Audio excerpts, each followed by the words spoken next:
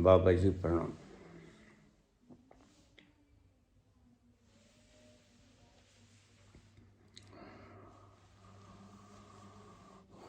पाप का मूल क्या है?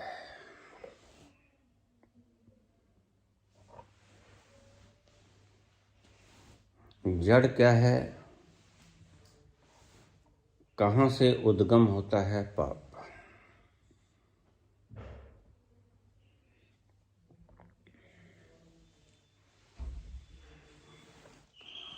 पाप का मूल अज्ञान है, ज्ञान का न होना।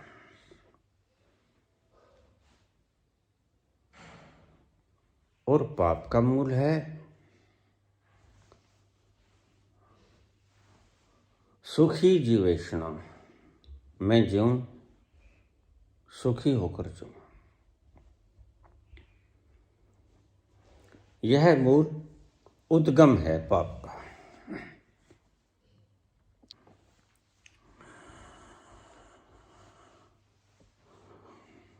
मांसाहार करना चाहिए, नहीं करना चाहिए?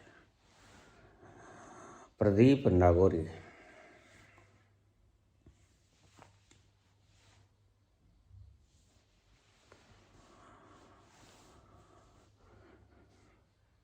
एक बहुत बड़ा देश था, बस एक देश, और उसमें एक ही शहर,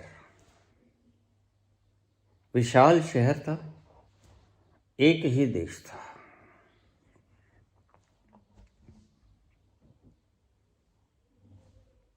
वहां पर सन्यासी ही सन्यासी रहते थे। उन्होंने अपना अलग गांव बसा लिया था।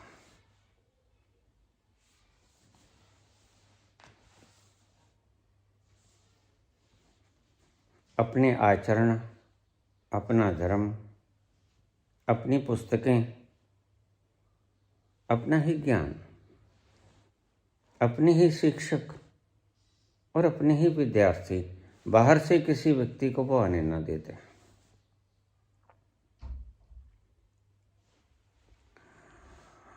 वक्त बीतता गया।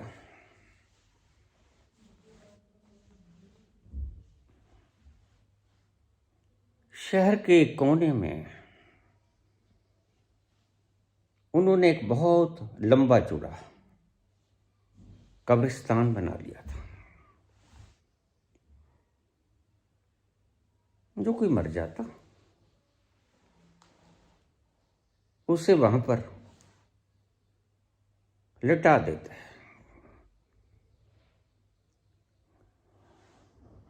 और फिर बाहर आ जाते। भीतर तक पौड़ियां जाती थीं, सीढ़ियां, और ऊपर से ढका होता था। एक ढक्कन लगाया हुआ था कि कुछ आदमी जाते इतना सा रास्ता, और उस डेड बॉडी को वहां पटक के वापस आ जाते। कोई संस्कार नहीं, कोई क्रियाक्रम नहीं, कोई कर्म कांड नहीं, कोई उसकी आत्मा की शांति के लिए कोई अनुष्ठान नहीं। वर्षों बीत गए, सिलसिला जारी रहा।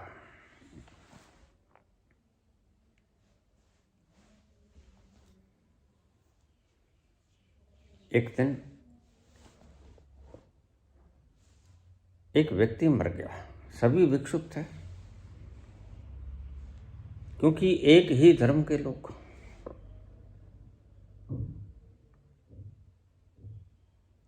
एक ही धर्म को मानते थे। कोई तनाव न था, कोई झगड़ा न था, कोई कटाक्ष न था।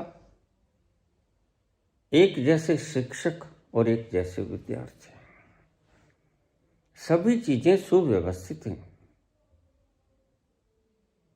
शांति थी। कोई किसी से लड़ता झगड़ता नहीं था। एक मुश्त वो अपना काम करते और किसी तरह जीवन व्यतीत करते, और सुखी थे। एक दिन ऐसा आया कि वहां एक भिक्षुक मर गया।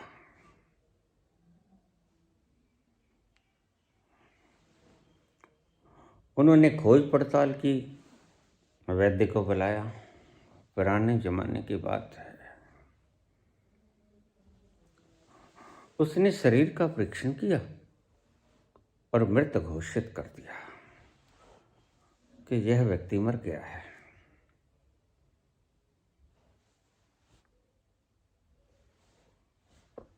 सभी ने उठाया, कोई व्यवस्था नहीं, कोई स्नान ध्यान नहीं, कोई कर्म कांड नहीं, बस मर गया तो इसको शमशान घाट में फेंक दो। बहुत विशाल शमशान घाट पृथ्वी के धरती के नीचे बनाया हुआ। ऊपर बड़ी सी तह थी और ऊपर भारी सा पत्थर रखा था। इतना भारी पत्थर कि वह 10-20 व्यक्तियों से हिले भी न।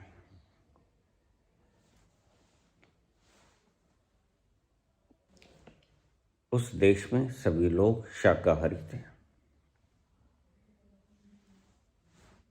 कोई शराब ना पीता था, कोई व्यसन ना करता था, शुद्ध शाकाहारी लोग। तो फिर सभी ने उसे उठाया, चलो अंतिम विदाई दे दें, और जाकर उस शमशान के भीतर सीढ़ियां उतरे और वहां जाकर रख दिया। अंतिम प्रणाम किया और चले गए। जाते हुए ऊपर का ढक्कन लगा गए।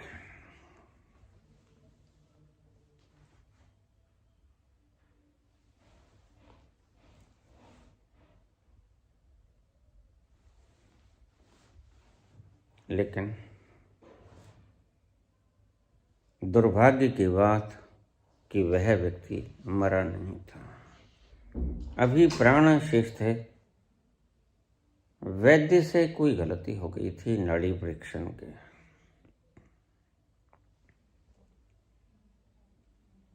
धीरे धीरे उसको होश आया। सांझ तक उसे होश आया, तब तक रात ढलने को थी। अंधेरा तो सब जगह था, लेकिन अब तो बाहर भी अंधेरा हो गया था। उसने देखा कुछ नजर न आया। अंधेरे में उसने टटोला, प्रथम बार आया था। कुछ न दिखा, कुछ कंकाल, कुछ हड्डियां, सभी वो लोग जो मर चुके थे। कोई कुछ बोलता न था, लेकिन वो जिंदा था।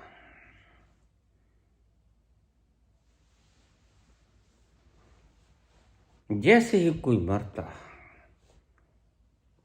वैसे ही लोग उसे उठाते और वहां पटक देते हैं।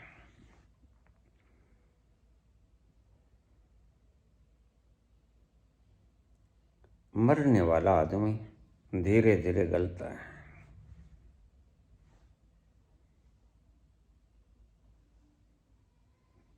अगले दिन उसे भूख लगी।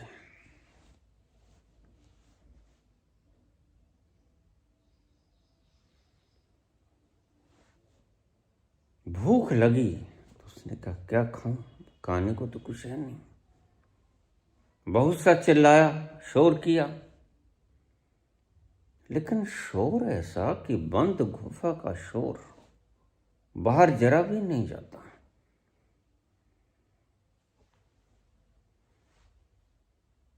क्या करे? जब कोई व्यक्ति मरता थोड़ी देर के लिए उगाड़ देते हैं।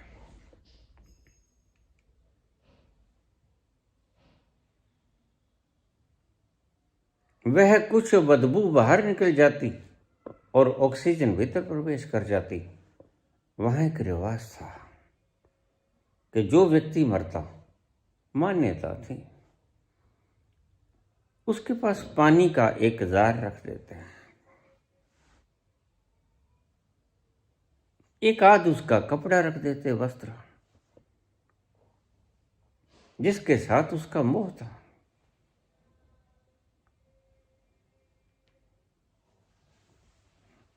तो वह उठा, शोर मचाया, किसी ने ना सुना, आवाज बाहर जाती नहीं थी।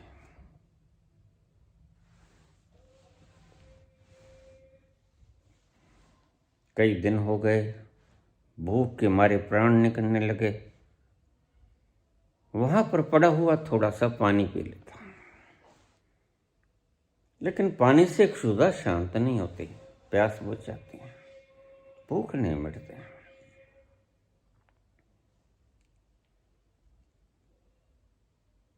पेट में आग लगने लगी, खाने को कुछ न था।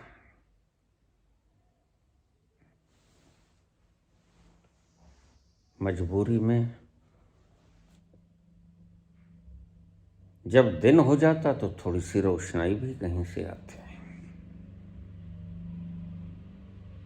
तो मजबूरी में उसने किसी लाश को खाना शुरू कर दिया, मरा हुआ मांस। जैसे तैसे उसका पेट भरता गया। लाशें तो बहुत थीं। सारा देश, जितने लोग मरे एक स्थान पे, कोई आज मरा, कोई कल मरा था, कोई परसों, कोई नरसों। लेकिन कभी कभी लोग 2-2 महीने ना मरते। मृत्यु का क्या पता है।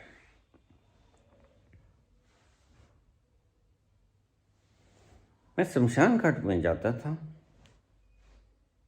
मेरी बायोग्राफी में आपने पढ़ा होगा। तो मैं वहां के मालिक से पूछता, यहाँ कितने लोग रोज आते हैं? दफन के लिए, जलने के लिए शमशान था। मुझे वो कहता, पंडित जी, कभी कभी तो 10-12 लोग आ जाते हैं और कभी कभी 2-2 महीने कोई भी नहीं आता। यह परमात्मा का खेल है।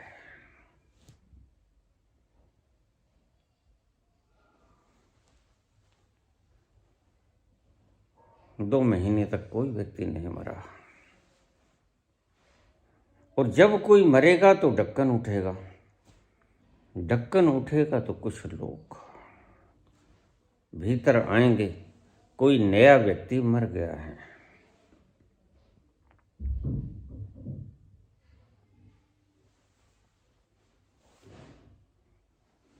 कुछ न मिला तो उसने व्यक्ति मनुष्यों का मांस खाना शुरू कर दिया, मरे हुए मनुष्यों का मांस।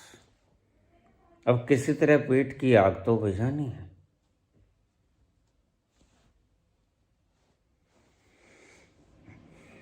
फिर एक दिन, वक्त बीतता गया। एक दिन कोई उस शहर में मरा।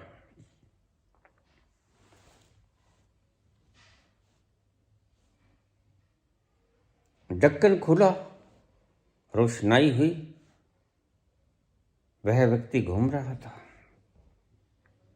तो उस मुर्दे को लेकर अंदर आए, देखा वह व्यक्ति घूम रहा है। वो तो डर गए। अरे तुम? हाँ, मैं मरा नहीं था। सारी गाथा उसने सुना दी। कहीं चूक हो गई वैद्य जी से। तो फिर मैंने मुर्दों का मांस खाया। जल यहां रख जाता है, जो मर जाता है उसके सरहाने तुम छोटा सा जार पानी का रख देते हो। जैसे तैसे जीवन गुजरा।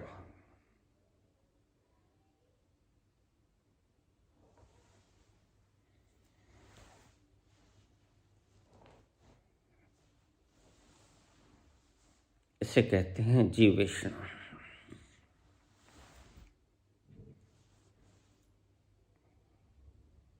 मनुष्य जीना चाहता है,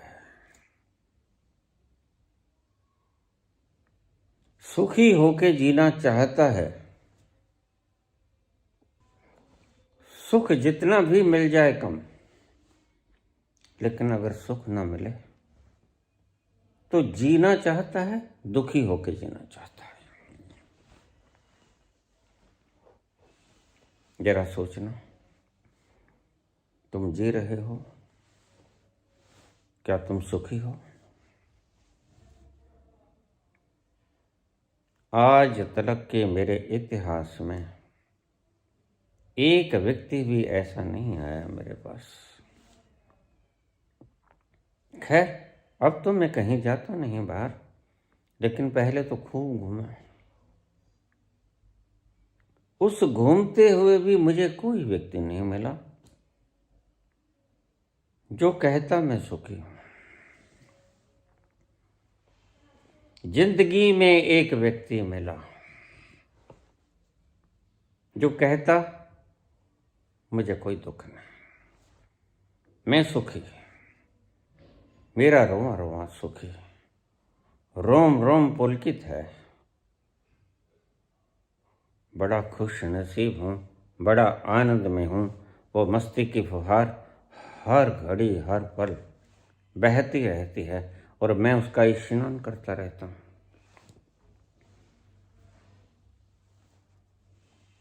वह व्यक्ति था रत्नागिरी, जो आगरा के पास रहता था, ताजमहल से थोड़ा दूर। लेकिन तब तक मुझे ज्ञान न हुआ था। उससे पहले की बहुत सी बातें उसके सिर के ऊपर से निकल गईं। उसके पास बैठना अच्छा लगता, जैसे फूलों की सुगंध हो। वह मुस्कुराता रहता, उसके चेहरे पे एक लावण्य रहता, झूमता रहता मस्ती में आंखें बंद, और कभी कभी गाना शुरू कर देता, कोई भजन, कोई गीत, कभी नाचना शुरू कर देता।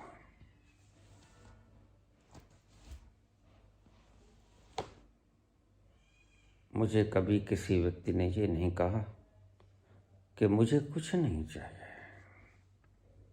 और मैं सुखी हूं।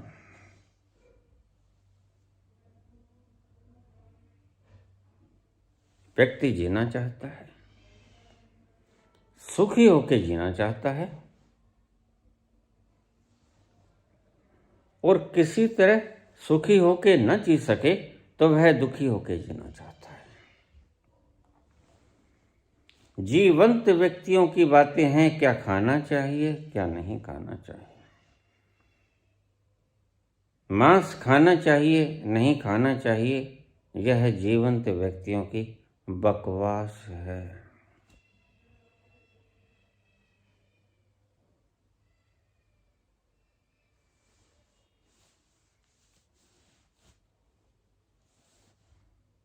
मैं कहता हूं, अगर मजबूरी आन पड़े तो तुम मृत लोगों का मांस भी खा जाओगे जीवन रहने के लिए। बात जीवेषणा की है। तुम चाट बनाते हो सुबह उठ के, ब्रेकफास्ट, गुनगुना जल पीना, ब्रेकफास्ट के बाद फिर 3 घंटे कुछ नहीं, फिर लंच, फिर टी और फिर डिनर, रात को सोते हुए दूध का गिलास। तुम्हारा अपना अपना चार्ट है, डाइटिंग चार्ट।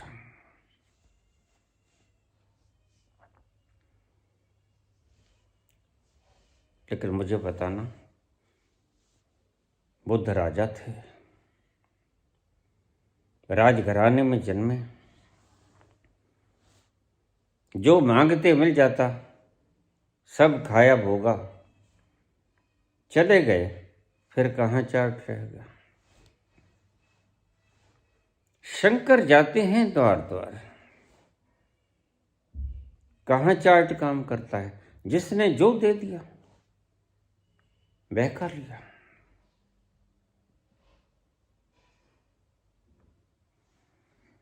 अपनी कोई इच्छा नहीं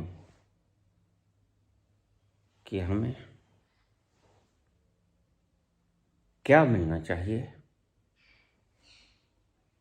नाश्ता में, लंच में, डिनर में कैसा भोजन होना चाहिए, किन विटामिनों से युक्त होना चाहिए। थोड़ा लंबा जी लोगे और कुछ भी ना हो सकेगा। और मेरी दूसरी बात को भी गौर फरमा लेना, कहीं गलती से तुम अमर हो गए, गलती शब्द प्रयोग करता हूं, कहीं गलती से कोई वैज्ञानिकों ने ऐसा तरीका खोज लिया कि तुम्हारा शरीर न मरा, ये जो टिश्यूज की घसावट है,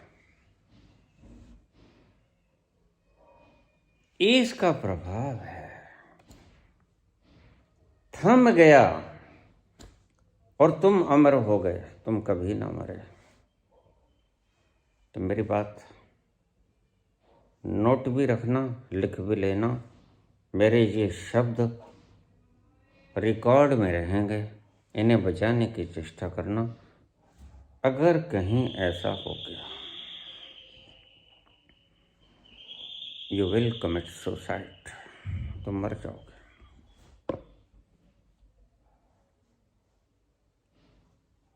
पक्का मर जाओगे। अभी तो तुम्हारी तमन्ना है, तुम्हारी तमन्ना तो बहुत होती है, तुम्हारी तमन्नाएं तो आसमान को छूती हैं, तुम्हारी तमन्नाएं तो ब्रह्मांड के पार निकल जाती हैं।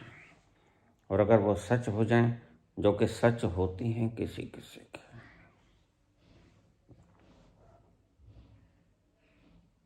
तुम्हारी तमन्ना कि मैं विश्व सुंदरी से शादी करूं, तुम कर भी लेते हो, लेकिन अफसोस तुम्हें आत्महत्या करनी पड़ती है। क्या हुआ? तुम्हारी तमन्ना थी, ब्रह्मांड ने पूरी कर दी, फिर तुम क्यों मर गए?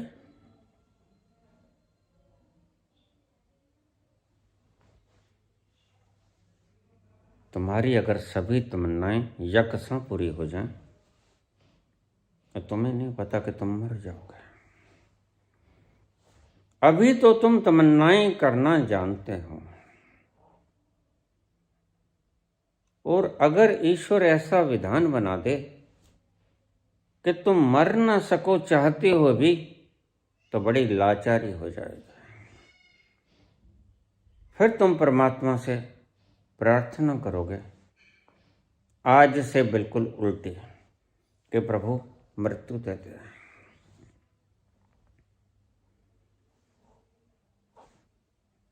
मैंने सुना है एक संत स्वर्ग की कामना करता था, स्वर्ग भेज दिया गया, तुम जैसी कामना करते हो वो तुम्हें मिल जाया करता है, इस भूल चूक में मत रहना। परिश्रम करके मिलेगा, करके दिखाएंगे, ऐसा पागलपन करने की कोई आवश्यकता नहीं। विराट तुम्हारी प्रत्येक इच्छा को पूरी करता है, उसके घर कोई कमी नहीं, बस इच्छाएं समझ के करना। तो उस संत ने नैसर्गिक इच्छा की कि मुझे स्वर्ग मिल जाए, और कितने लोग स्वर्ग नहीं चाहते और कहते हैं कि वे मर के स्वर्ग में चले गए।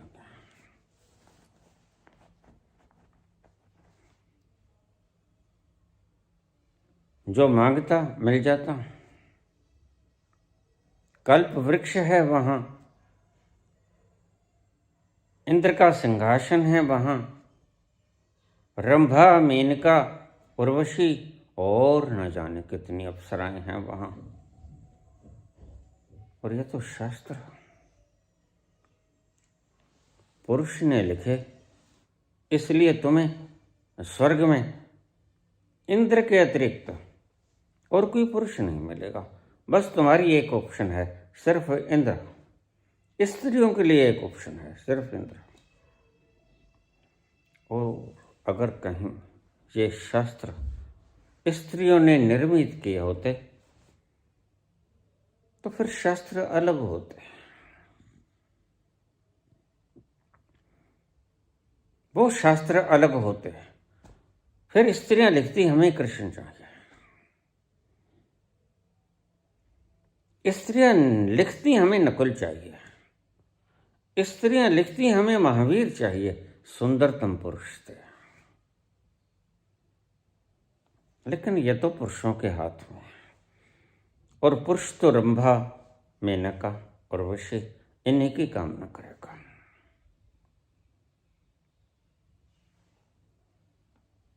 वर्ष बीतते गए, शिलाओं के ऊपर बैठा, जो मांगता मिल जाता।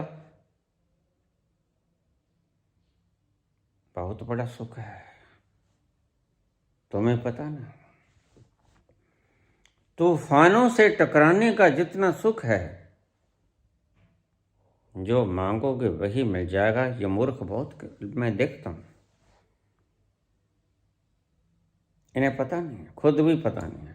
इनकी खुद की आकांक्षा है कि मैं जो मांगू वो मिल जाए, ब्रह्मांड पूरी कर दे। मैं इनको मूर्ख किस लिए कहता हूं कि इन्हें पता नहीं। जो तुम मांगते हो, अगर तुम्हें वो तत्क्षण मिल जाए जो कि मिलता है,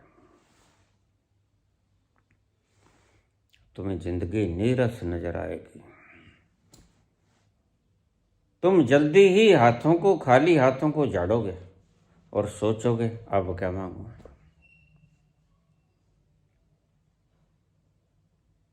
सुख, सुख और सिर्फ सुख, दुख नहीं होगा। तुम सुखी जीवन चाहते हो, परमात्मा ने तुम्हें सुखी जीवन दे दिया। ये बैठा रहता, अधूरी इच्छाएं पूरी की, मैं गुलाब जामुन खाना चाहता हूं, मैं चमचम खाना चाहता हूं, मैं वो फल खाना चाहता हूं, मैं वो पीना चाहता हूं, मैं शराब पीना चाहता हूं। इसलिए स्वर्ग की शराब सुरा कहलाती है, सोमपान, जिसे सुर पीते हैं, देवता पीते हैं। इस्लाम में स्वर्ग में शराब के झरने बहते हैं। बस सिर्फ तुम्हारी कल्पना है, और इतनी सी कल्पना मैं कभी कभी हैरान हो जाता हूं। मनुष्य की इतनी सी कल्पना, इतनी सी इच्छाएं मनुष्य की बहुत थोड़ी हैं, बहुत कम हैं। यह तो एक कल्प वृक्ष ही पूरी कर देगा। और बैठो, माला फेरते रहो, राधे राधे करते रहो।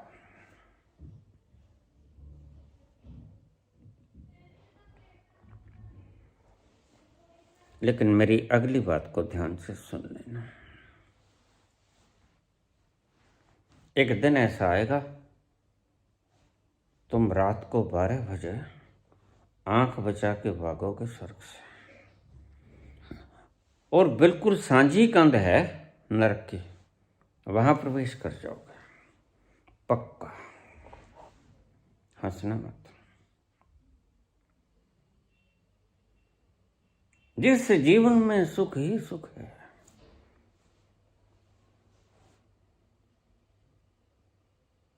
दुख का तूफान नहीं, इसमें मजा भी नहीं होता।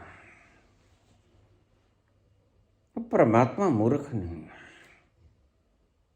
तुम एक जर्रा नहीं बना सकते, उसने पृथ्वी जैसे एस्ट्रॉयड्स आवारा घूमने लगा दिए तुम्हारी स्पेस में। और तुम संसार पे काबिज होना चाहते हो, और उसने न जाने कितने संसार व्यर्थ में घूमते हुए बना दिए।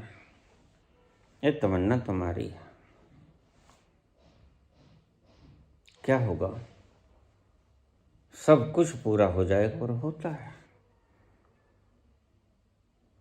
क्यों बैठ जाते हैं ये संत जो ऋषि हो जाता है? क्यों वो किसी भ्रम में नहीं रहता? जिसे तुम त्याग कहते हो वो त्याग नहीं होता। इतनी भरपूर मात्रा में भोग लिया है, उसे त्याग कहना उचित नहीं होगा। मुंह मुड़ गया है भोगने से, इसे तृप्ति कह सकते हो। बस नाक मुड़ गया, और नहीं, बस और नहीं। तुम कहते हो गम के प्याले, और नहीं। संत कहते हैं सुख के प्याले, और नहीं। तुम गमों से घबराते हो, संत सुख से घबराता है। नहीं चाहिए। कितने साल, और अगर तुम्हें कह दिया जाए अब बस तुमने यहीं रहना है, तो तुम कान पकड़ लोगे। तुम कहोगे मेरे बाप मुझे निकाल यहां से। वो कहेगा कल्प वृक्ष है, जो मांगोगे मिल जाए। जहां मेनका है, उर्वशी है, कितनी देर भोगोगे?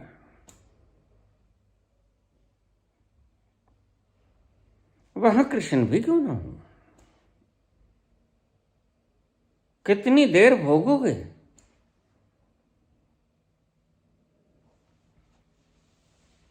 आखिर भोग थका देते हैं अपने को।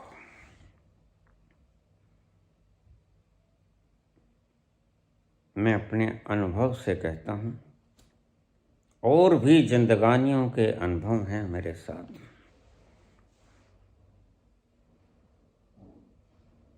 कि तुम रात को, आधी रात को, स्वर्ग को छोड़कर, बिल्कुल सांझी कंध है दीवार, उसमें धीरे से प्रवेश कर जाओगे। वो जीवन ही क्या जिसमें दुख की गहराई न हो। तुम देख लेना, ईश्वर करे तुम्हारे जीवन में ऐसी व्यवस्था आ जाए, सुख ही सुख हो। मेरे जीवन में ऐसा क्षण आया, मैं तुम्हें ईमानदारी से कहता हूं। तो मुझे ख्याल आया इस बात का, जब मैंने परमात्मा की तरफ हाथ उठाया और परमात्मा से मैंने दुख मांगा। मुझे दुख दे दे परमात्मा।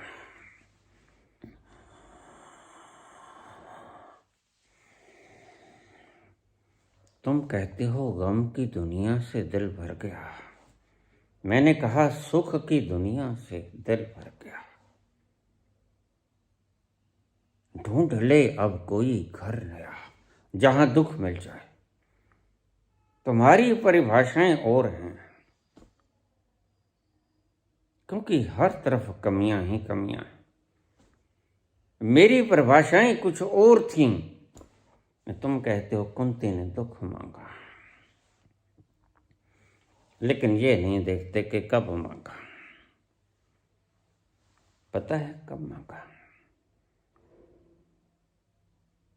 कुंती ने दुख तब मांगा जब वो परम सुखी हो गई और सुख से उब गई, सब इच्छाएं पूरी हो गई। सब दुश्मन मारे गए उसके। धृतराष्ट्र के 100 पुत्र, गांधारी के 100 पुत्र मर गए, और उसके सभी पुत्र जीवित रहे। और ऐसा व्यक्ति दुख ही मांगेगा भाई। तुम्हें ये गुप्त सूत्र समझ नहीं आएगा। क्यों? तुम्हारी जिंदगी के ऊपर से ये लंघा नहीं। यह वक्त तुम्हारे ऊपर कभी आया नहीं कि सुख ही सुख हो, दुख का एक जर्रा भी ना हो। और जिस जीवन में सुख ही सुख होता है, मैं कोई मोटिवेशन स्पीकर नहीं, ईमानदारी से कहता हूं, मैं अपना अनुभव, मुझे तुमसे कुछ लेना देना नहीं। मैं अपने हाल में जैसा हूं, मजे में हूं।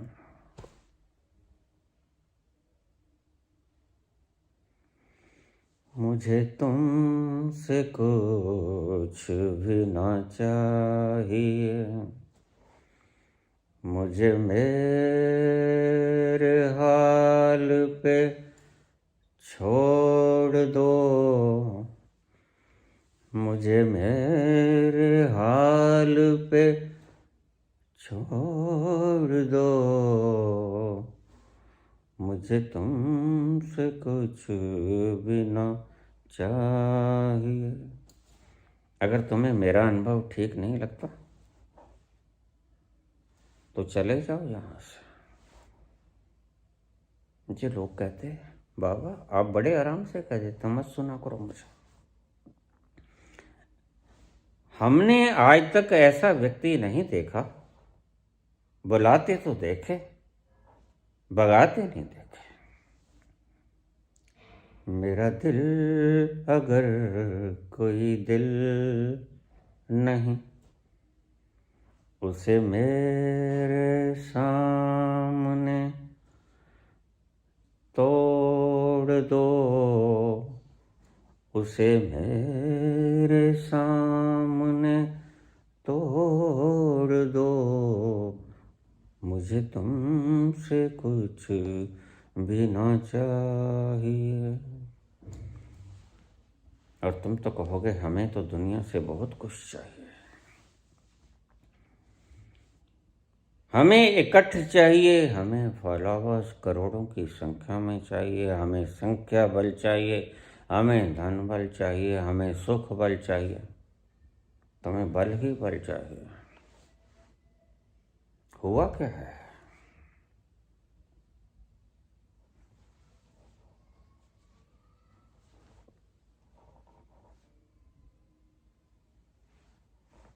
क्योंकि तुम सुख की इंतहा को पार नहीं किया।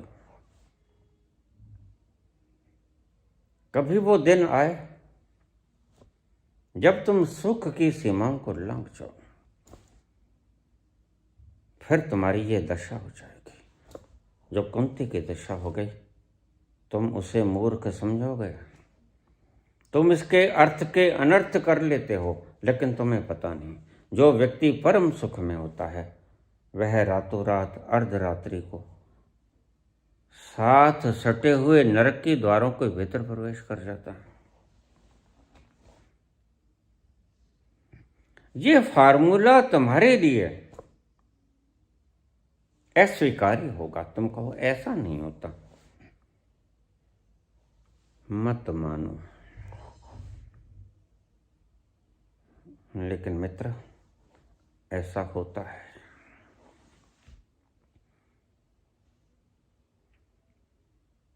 परम सुख की सीमाओं को लांघकर जैसे ही तुम निकलोगे, तुम दुख मांगना शुरू कर दोगे।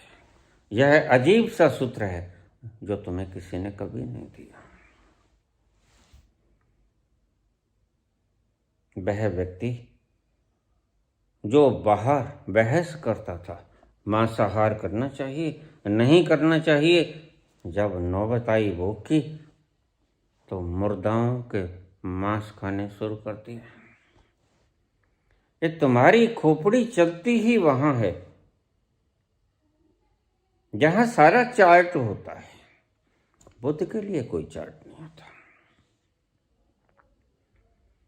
बुद्ध नहीं कहते मैंने ब्रेकफास्ट में क्या लेना, लंच में क्या, डिनर में क्या।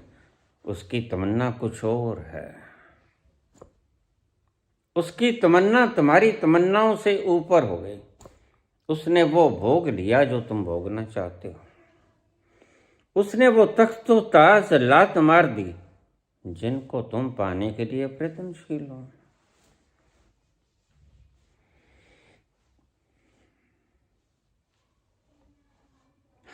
मैं भगाता हूं।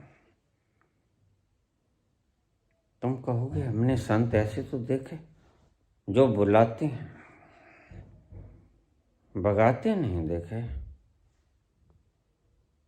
क्योंकि मुझे बल नहीं चाहिए।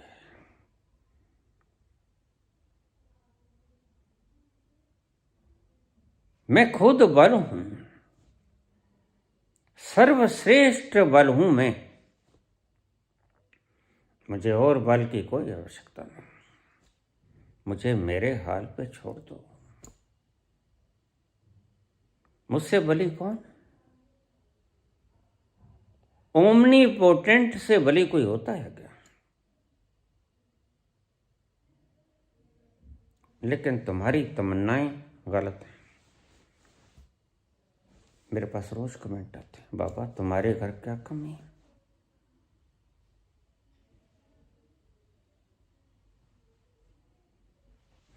ऐसा कर दो ना, मेरी बाईं टांगड़ी दुख रही है, इसको ठीक कर दो। मैंने कहा किसी कारण से ही दुखती होगी, तुमने कुछ ऐसा किया होगा, बाईं टांगड़ी दुख रही है, तो ये कुछ करना छोड़ दो। किस किस की टांग, किस किस का हाथ, किस किस का सिर ठीक करूंगा? मैं एक अकेला और तुम 8 अरबाद में। और फिर जीव जंतु वो भी तो मैं हूं, वो भी मेरे हैं।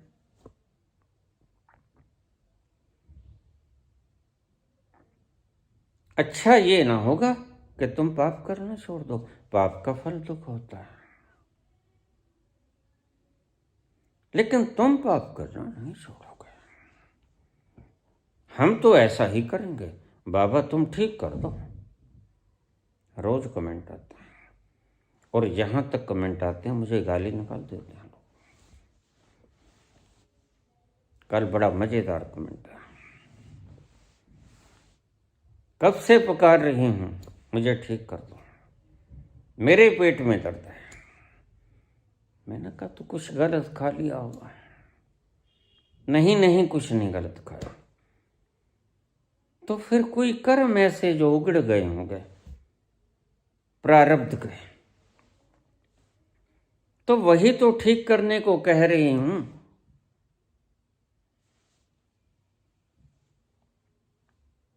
तो फिर तुमने पाप किया है क्या? पाप किया तुमने, ठीक मैं करूं, कौन सी किताब में लिखा?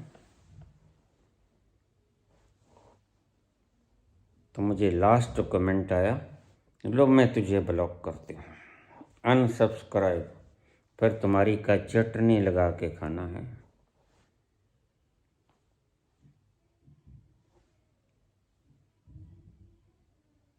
इन्होंने गुरु बनाया है मुझे, और काम देखो कैसे कैसे मांगते हैं, फिर तुम्हारी क्या चटनी बना के खानी है। लो मैंने अनसब्सक्राइब कर दिया। तुम दिखावा कुछ और करते हो, मांगते कुछ और हो, आके पांव पकड़ते हो।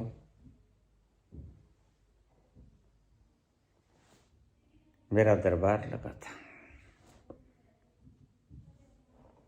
साईं वे साडी फरियाद तेरे ताईं, ये अरदास करनी शुरू कर दी, और अरदास में इतना कुछ कह दिया, माड़े कम्मा तो बचाई, माड़ी सोबत तो बचाई, वेखी किते दूर ना जाई, मैनू छड़ के ना जाई, मैनू ये भी कराई, मैनू वो भी कराई। वो बोलता रहा भाई, वो तो 10 मिनट बोलता रहा। मेरा भगत था, दरबार लगा था, खूब बोला वो तो, साईं वे साडी फरियाद तेरे ताईं, और फरियाद के नाम पर इतना कुछ मांग लिया। मेरे तो सर में दर्द होने लगा। मैंने कहा रुको रुको, रुक गया। मैंने कहा साईं हूं कि तेरे बाप का गोला?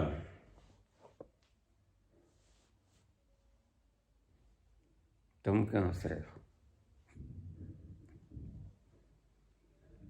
साईं हूं कि तेरे बाप का गोला?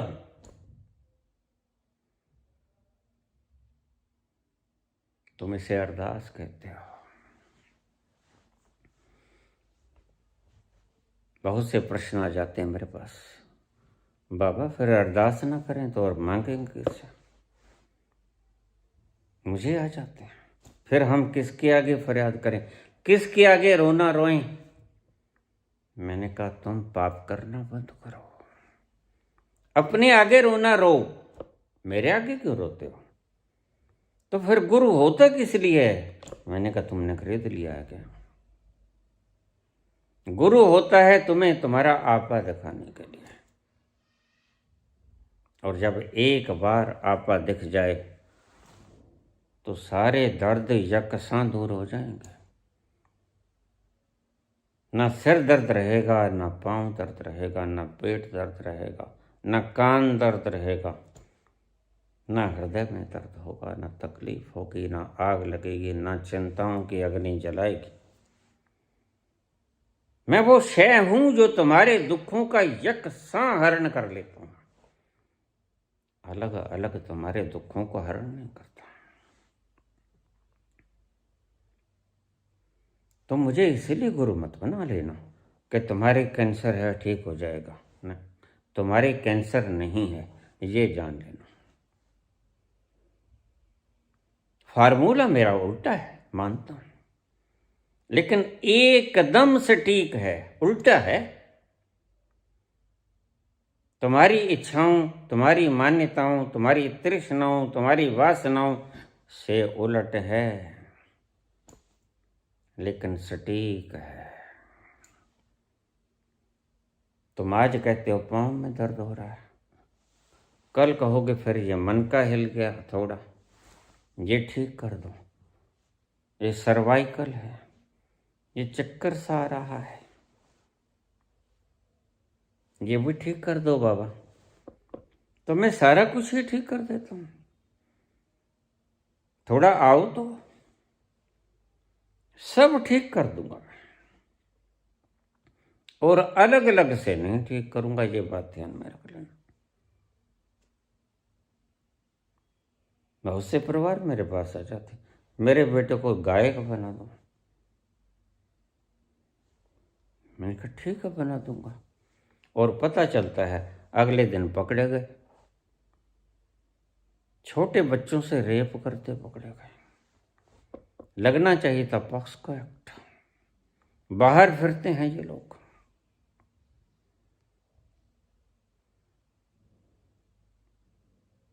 और मुझे दोष देते हैं, मेरे बेटे को गायक नहीं बनाया। मैंने कहा जब ये बदमाश बनना चाहता है तो मैं गायक क्यों बनाऊं? दो दो चीजें थोड़ी ही होती हैं। शक्ति एक तरफ लगेगी, या गायकी में लगेगी या बदमाशी में लगेगी। तुम रोज पुलिस में 70-80 हजार दे आते हो, या तो वो लगा दो या गाने की एडवर्टाइजमेंट में लगा दो, पैसा तो एक तरफ ही लगेगा। और वो भी बड़ा होशियार आदमी था, घर वालों से पैसा नहीं लेता था, इधर उधर से मांग लेता था। बेचारा हमारा एडिटर रोहित भी रगड़ा गया। बस इससे ज्यादा आपको क्या बताऊं। जब तुम इतने सुखी हो जाओगे, जब तुम इतने सुखी हो जाओगे, तुमने कभी देखा दीपावली के दिन तुम कितना मीठा खा लेते हो, कितना मीठा खा लेते हो, पेट भी भर लेते हो, मन भी भर जाता है, अलकत आती है। सांझ कोई कहे कि बस एक ही ये जामुन और खा लो, तुम कहोगे नहीं नहीं अब तो वोमिटिंग हो जाएगा, नहीं खाना है हमने। बड़े समझदार थे हमारे सनातन के लोग। तो अगले दिन खूब नमक मिर्च सब अन्नकूट, मूली उसमें, गाजर उसमें, बैंगन उसमें, हरी मिर्च उसमें, काली मिर्च उसमें, लाल मिर्च उसमें, सब कुछ उसमें होता है, पालक उसमें, धनिया उसमें, सारा कुछ उसे ही अन्नकूट कहते हैं। और कड़ी के बीच में चावल और पकोड़ा, मीठा तो बहुत खाया। अगले दिन खूब नमक मिर्च तला हुआ सब खा लेते हो, बैलेंस हो जाता है। समझदारी के लक्षण है। तुम दुखी हो, हमारे ऋषियों ने बखूबी जान लिया। ठीक बनाई गलत बनाई कहानियां बना के तुम्हें त्योहार दे दिया, क्योंकि वो जानते हैं कि तुम दुखी हो। दुखी हो तो तुम नाच लोगे, रंग बखेर लोगे, थोड़ा खुरापात कर दोगे, और तुम नाच कूद कर जश्न मना लोगे। इसको जश्न कहते हो। तो ऋषियों ने त्योहार बना दिया है। ऋषियों ने प्रथम कोशिश की कि तुम जान लो तुम हो कौन। तुम वो हो जिसे दुख नहीं होता, तुम वो हो जो कटता नहीं, जो गलता नहीं, जो जलता नहीं, जो सूखता नहीं, जो भीगता नहीं। लेकिन तुम नहीं समझे तो फिर उन्होंने दूसरा उपाय कर लिया।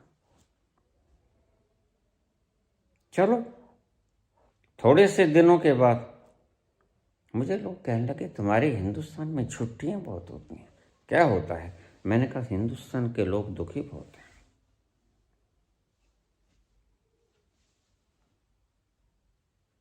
और इस दुख को पता ना लगे, भूल जाओ थोड़े, दुख खत्म नहीं होता। नागिन डांस करने से कभी दुख दूर हुआ है? और बढ़ जाता है। बस तुम किसी न किसी तरह हर चीज को जश्न बना लेना चाहते हो। और देखो जिस घर में जश्न ज्यादा मनते हैं, गुस्सा मत करना मेरी बात का, और कर भी लोगे तो मेरा क्या बिगाड़ लोगे, वो घर उतना ही ज्यादा दुखी होता है।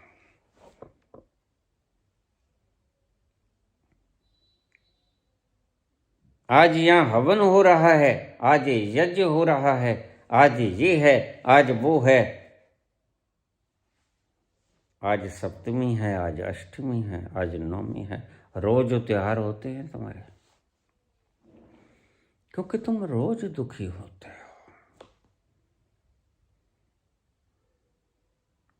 और तुम दुख का बेसिक कारण रिमूव करने में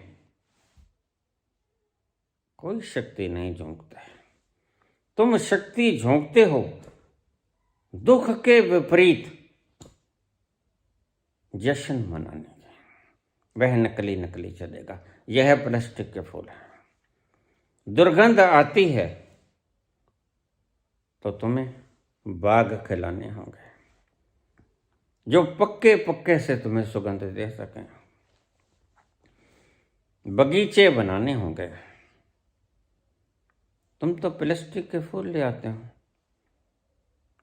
उनमें न तो खुशबू होती है, खुशबू भी तुम्हारी होती है, फूल भी तुम्हारे होते हैं। बस तुम्हारा जीवन ऐसा ही जीवन है, नकली नकली सा, कृत्रिम।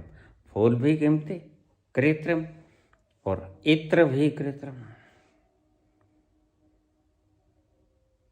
सुख वो है जो भीतर से पैदा होता है। अभी तो तुम सुखी ही नहीं हुए, दुख मांगोगे कैसे? कभी सोचा आपने? अभी पड़ाव बड़ा लंबा है, अभी सुखी ही नहीं हुए। दुख मांगने का जिगरा जुटा कैसे पाओगे? दुख मांगने का जिगरा प्राणों से पूरी खुशहाल कुंती कर सकती है। कुंती की सब इच्छाएं पूरी हैं। वो कुंती जो दर दर भोंकती फिरती थी, वो कुंती जिसने न जाने कितने दुख देखे, हर तरफ से दुखी थी, और ईश्वर ने उसके सब दुख हरण कर लिया है। 2 माताएं थीं कृष्ण की। एक माता ने श्राप दे दिया, मां गंधारी मैं चला हूं द्वारिका, आशीर्वाद दे दो। चरण स्पर्श किए, हाथ जोड़ के खड़ा हो गया। वासुदेव मुझे एक बात का जवाब दे दो। पूछो मत। अगर तुम चाहते तो ये युद्ध रुक जाता या नहीं रुकता? अब कृष्ण कैसे कह सकते हैं? कृष्ण को पता है अगर मैं चाहता तो युद्ध कैसे ना रुकता। देखिए यहां एक बात और समझ लेना, ये इन बातों को टिक मार कर दिया करो, सर्कल दे दिया करो। उस तल पर पहुंचा हुआ व्यक्ति परमात्मा हो जाता है।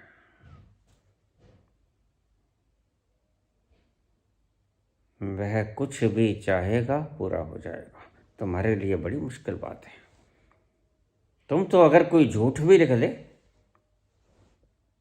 मुझे लोग मजाक किया करते हैं आके, जो लोगों को मूर्ख बनाते हैं, बाबा मैंने आज एक पोस्ट डाल दी, वहां पर एक वृक्ष होता है, वहां हाथ लगा के आ जाओ, इस नक्षत्र में पता है आज ये नक्षत्र है, और तुम घर आते ही अरबपति हो जाओगे। मैंने कहा पुत्र लोग तो अरबपति नहीं होंगे, तुम्हें नरक जरूर मिल जाएगा लोगों को भटकाने का। वो कैसे बाबा? लोगों को गुमराह करके तालियां बजाना, खुश होना, यह पाप है। बहुत से लोग मुझे कह देते हैं हम तो भगवान का नाम प्रचारित करते हैं। मैंने कहा यह भी पाप है। ये कैसे पाप है? भड़क जाते हैं कि जो तुम जानते नहीं उसका प्रचार करना पाप है। बस ये परिभाषा समझ लो। जो तुम जानते नहीं, जो तुमने अपनी आंखों से देखा नहीं, उसका प्रचार करना पाप है। अब एक्सप्लेनेशन तुम करते रहना, हमने तो बोल दिया। जिसने जाना वह मौन हो जाता है, वह बोलता नहीं, उसे बुलवाना पड़ता है। तुम बोलते हो, निहित कारण कुछ और होगा। इसी से समझ लेना सारी बात। तुम जीना चाहते हो, और अगर सुखी ना जी पाओ तो दुखी होके ही जी लें, कोई बात नहीं। और दुनिया तुम्हारे पांव छुए आके, तो इतने बुद्धू हो तुम्हें पता नहीं ये पांव आज हैं कल नहीं रहेंगे। बस ऐसे ही मूर्ख आज हमारे संस्कृति को तबाह करने पे तुले, ना जिनको ये पता कि राधा का नाम कैसे तार जाएगा तुम्हें।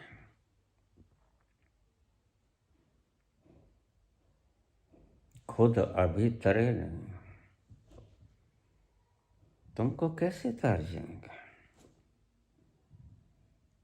यही पाप कहता हूं मैं। बहुत बोलता हूं क्योंकि मैं चुप हूं, मैं खामोश हो गया। जो व्यक्ति उस तल पे पहुंचता है वह चुप हो जाता है, फिर उसको बुलवाना पड़ता है। मैं बोला नहीं, मुझे बुलाया गया।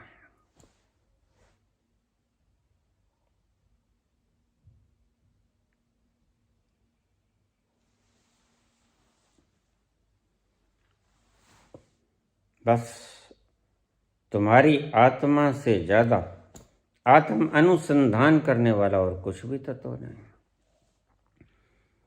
तुम भली भांति जानते हो कि तुम झूठ बोल रहे हो। जाना, देखा, परखा, तुम अच्छी तरह जानते हो। और ध्यान रखना, अगर तुमने गंदगी फैलाई गिरेगी तुम्हारे ऊपर जाकर। आसमान में जो चीज फैलाई जाती है धरती पे आया करती है, इस बात का ध्यान रखना। और धरती पे तुम खड़े हो।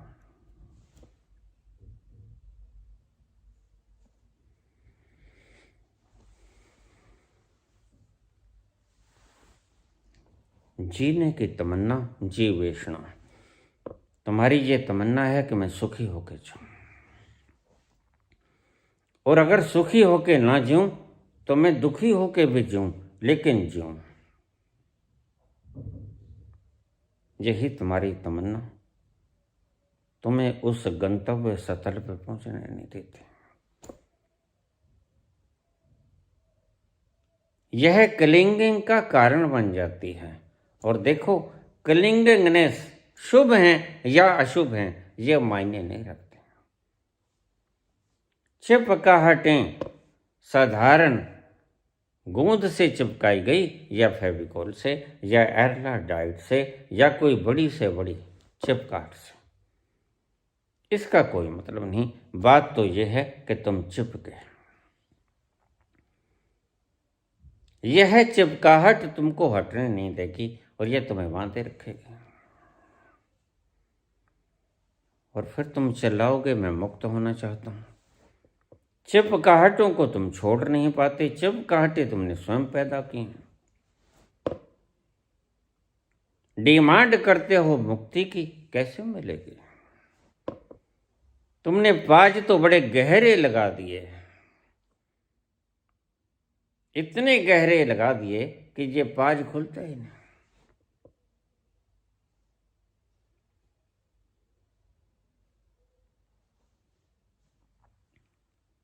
तो कह देते हैं बाबा तुम निंदा बहुत करते हो। मैंने कहा तुम्हारे अल्फाज गलत हैं। हम अपने घर की सफाई साल में एक बार तो करते हैं। अगर वो लगे हुए जाले, मकड़ी और वो सारी धूल धमास जो दीवारों से चिपक गई, छत से चिपक गई, तुम्हारे पर्दों पे लग गई, फर्श पे लग गई, सब कहीं उसका साम्राज्य है, अगर वो झाड़ना निंदा है तो मैं निंदा करता हूँ। मैं इन्हें स्वच्छ बनाना चाहता हूँ, क्योंकि ये जमती जमती जमती जमती आज इसलिए तो तुम्हारी दुर्दशा हो गई। तुमने कुसंस्कारों को जमने दिया, हटाया, और वो भी वेला थी जब जीवंत स्त्री को लोभ दिखा के पूजी जाओगी। जिंदगी तो वैसे भी नर्क है, दूसरी शादी होने नहीं देंगे तो जल जाओ, बढ़िया सती कहलाओगे। और उसको भांग खिला देते, नशा खिला देते, गांजा पिला देते, मादक द्रव्य दे देते, उसको जला देते। ये अच्छे दिन थे क्या?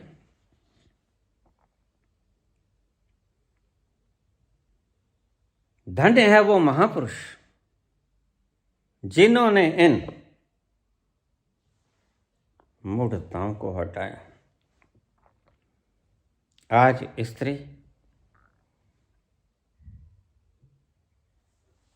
इन प्रपंचों से बाहर आई, लेकिन पुत्रियों अभी तुम बहुत बंधन में हो। मेरी बात को गौर से समझ लेना।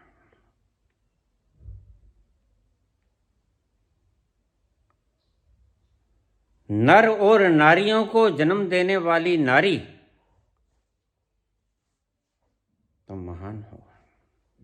तुम अपने मूल को पहचानो।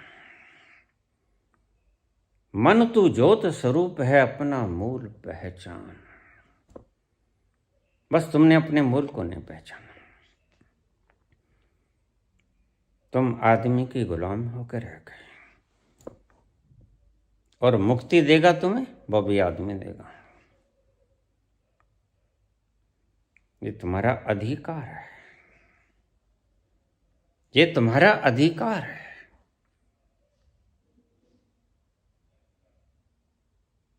तुमने आदमी को जन्म दिया, पुरुष को जन्म दिया तुमने, नारी को भी जन्म दिया तुमने,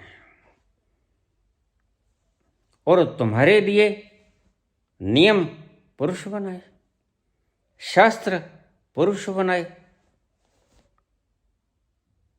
गलत है ये बात।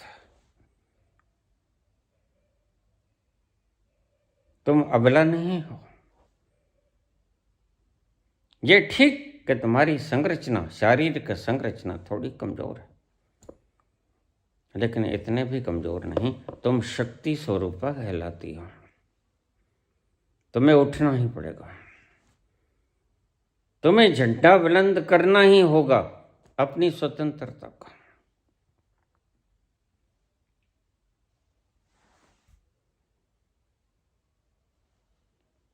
और ध्यान रखना, पुरुष तुम्हारा गुलाम है,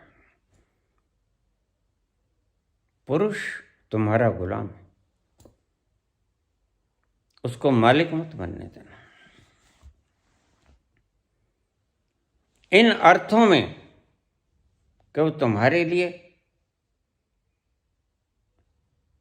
इतिहास बनाए, धर्म ग्रंथ बनाए, या जीवन को जीने के ढंग बनाए। तुम अपना जीवन जीने का ढंग खुद खोज लेना। हम प्रसंग पे वापस आए, यद्यपि वीडियो बहुत लंबी हो गई है। मनुष्य जीना चाहता है, सुखी जीना चाहता है, और अगर सुखी ना जिए तो दुखी भी जीना चाहता है, लेकिन जीना चाहता है। तुमने कहा पाप का मूल क्या है? पाप का मूल है जीवेषणा।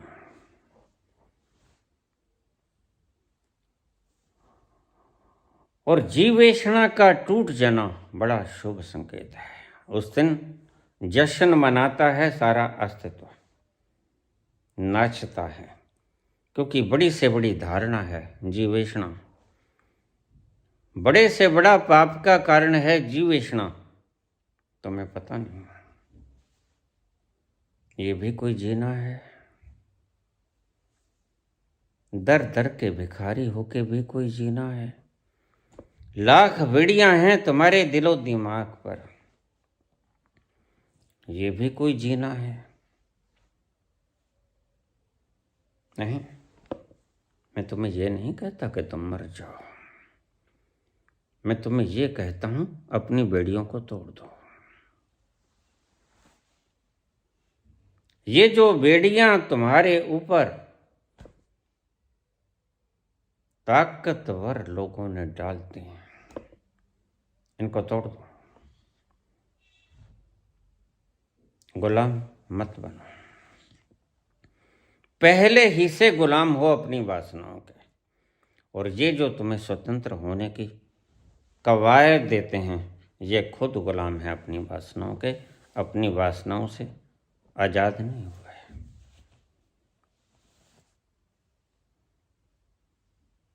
गुलामी को खत्म कर दो, तभी मुक्त होगे तुम। महावीर को महावीर का खिताब क्यों मिला? उन्होंने ऐसा क्या कर दिया? कोई जंग नहीं जीता, पानीपत की लड़ाई नहीं जीती,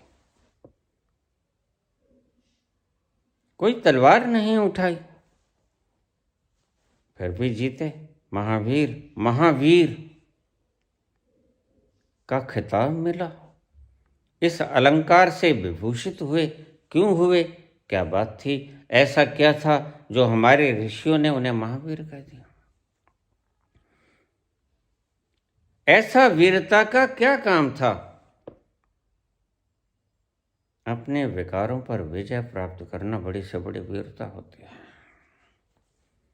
ये तुम्हारे वैरी जो दिन भर रात तुम्हारा पीछा करते हैं, काम, क्रोध, लोभ, मोह, अहंकार, मद, मत्सर,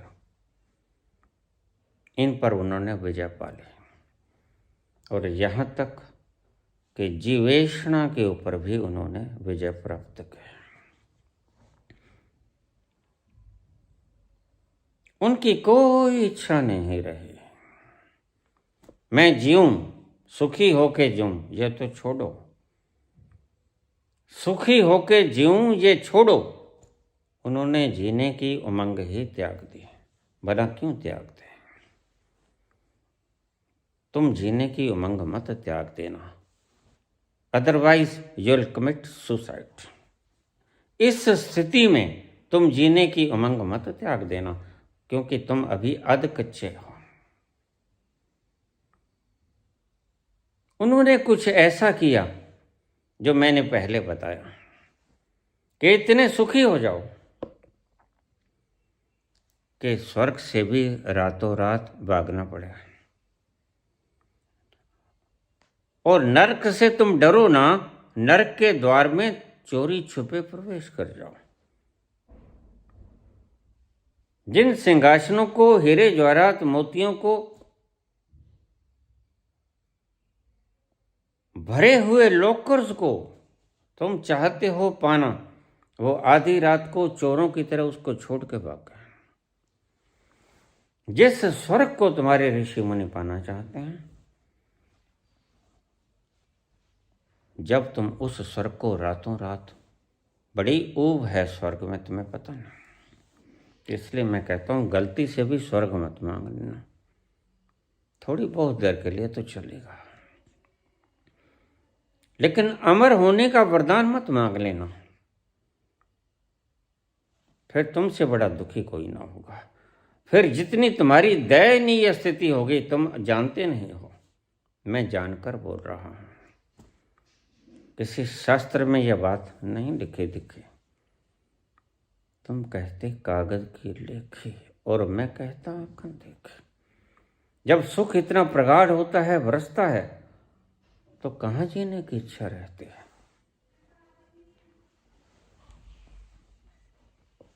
ना सुखी होने की कामना करो। ऊब जाओगे स्वर्ग से तो दुख के क्षेत्र में प्रवेश कर जाओगे, वो भी तुम्हें तृप्त ना कर पाएगा। एक और क्षेत्र है, सुख और दुख से ऊपर उठ के, उसे आनंद कहते हैं। न सुख तृप्ति देता, न दुख तृप्ति देता, आनंद तृप्ति देता। और आनंद वो शय है जिसके बिना तृप्ति मिलते ही नहीं। लाख तुम चक्रवर्ती सम्राट बन जाओ, लाख तुम दुनिया के मालिक बन जाओ, शहंशाहे आलम हो जाओ, तृप्ति नहीं आएगी। इसलिए कबीर ने कहा, जब आवे संतोख धन, सब धन धूड़ समान।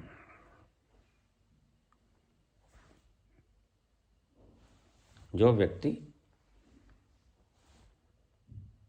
आपको पाठ सिखाता है उपनिषद का, अष्टावक्र गीता का, गीता का बात बताता है जनक की,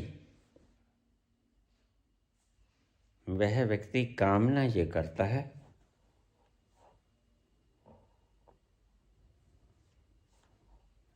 दृढ़ करो, सहायता करो। किसकी? जो हमने ये ढमढमा बनाया,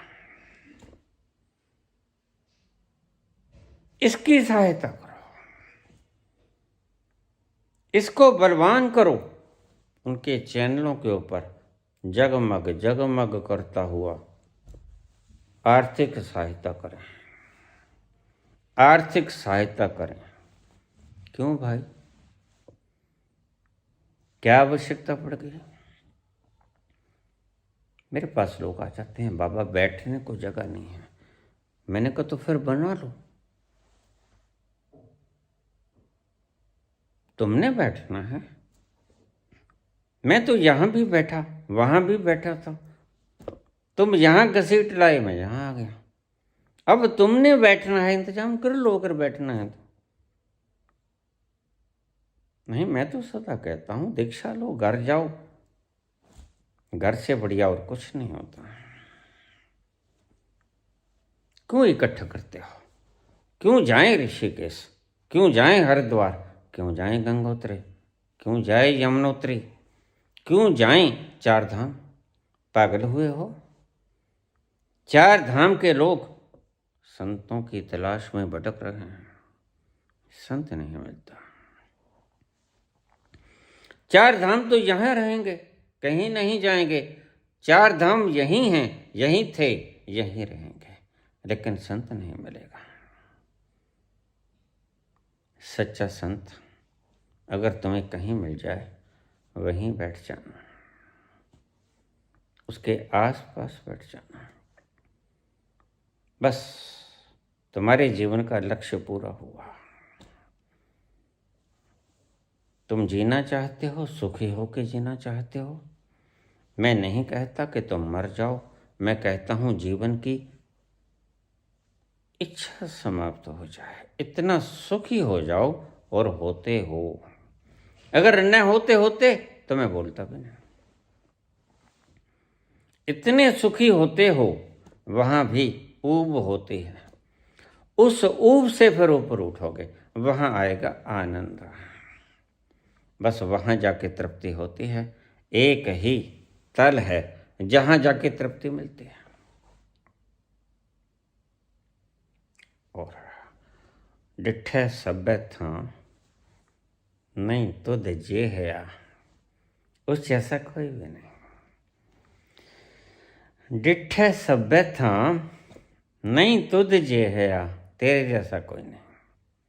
वहां पहुंच जाओ जिसके जैसा कोई भी नहीं, और वो तुम्हारे भीतर भी है। यहां सिर्फ मेरे भीतर नहीं, बस मुझे पता चल गया है तुम्हारे भीतर भी है, और मुझे दुख होता है जब एक तीर्थ चल के मेरे पास आता है। शर्मसार भी होता हूं। आज एक तीर्थ चल के मेरे पास आया है, फर्क क्या है? मैंने जान लिया कि मैं तीर्थ हूं, इसने अभी जाना नहीं कि मैं तीर्थ हूं। इतना सा फासला, इसे घर बैठ के हल कर लो। यहां से सीख जाओ पाठ, और अपने ही भीतर मिलेगा जब भी मिलेगा। और जब मिलेगा तो फिर तुम्हें तीर्थ यात्राओं पर भौंकने की जरूरत नहीं पड़ेगी। चार धाम बेकार हो जाएंगे।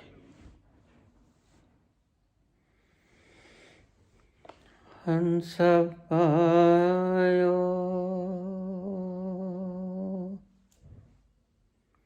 मान सरोवर,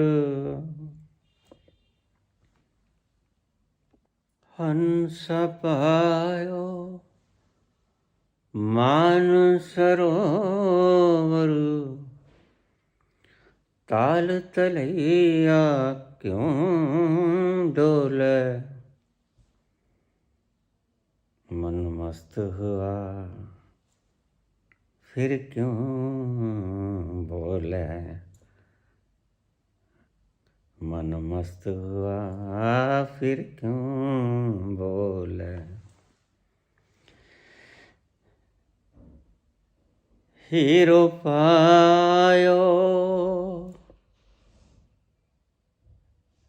गांठ गठियायो,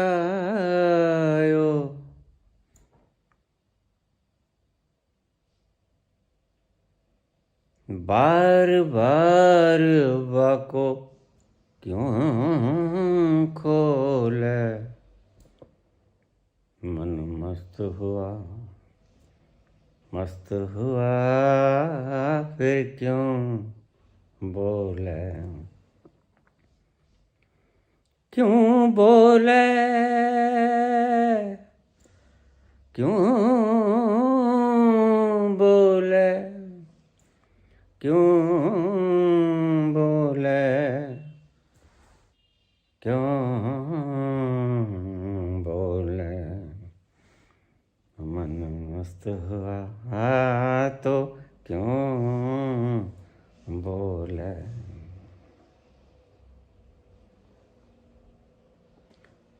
तेरो साहब है तुझ माही, तेरो साहब है तुझ माही, चार धाम फिर क्यों डोले, चार धाम फिर क्यों डोले, मन मस्त हुआ फिर क्यों बोले, मन मस्त हुआ फिर क्यों बोले। धन्यवाद।